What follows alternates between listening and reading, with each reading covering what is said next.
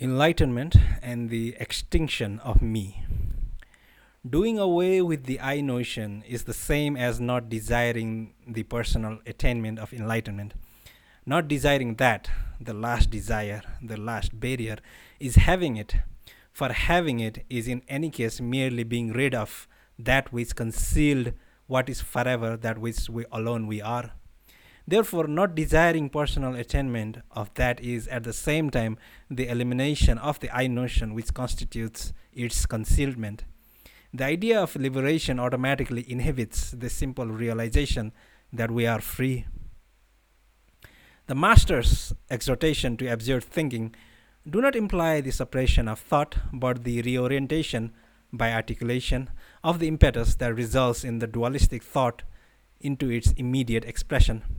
Suppressed thought is the negative aspect of dualism, thought, no thought, another mode of thought itself, and one half of a pair.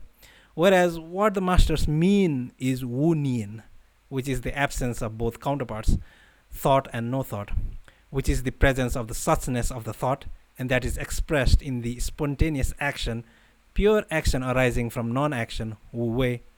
Wu nian is the presence of the absence of no thought. Truth. The seeing of truth cannot be dualistic, a thing seen. It cannot be seen by a seer or via a seer. There can only be a seeing which is itself the truth. The unfree, those still bound by objectivization, want an object to be relative reality, relatively existing, that is, that it should be projected independently of the seer of it.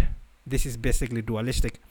But an object is projected via the seer of it, and the seeing of it is at the same time its projection. The unfree want two independent processes.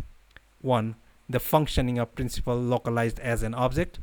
Two, the object perceived by a sentient being, himself an object projected by principle, but one.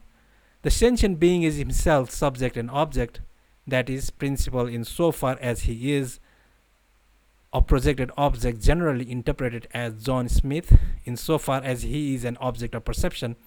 To the generalized interpretation of projection of principle as John Smith is an object, an appearance only.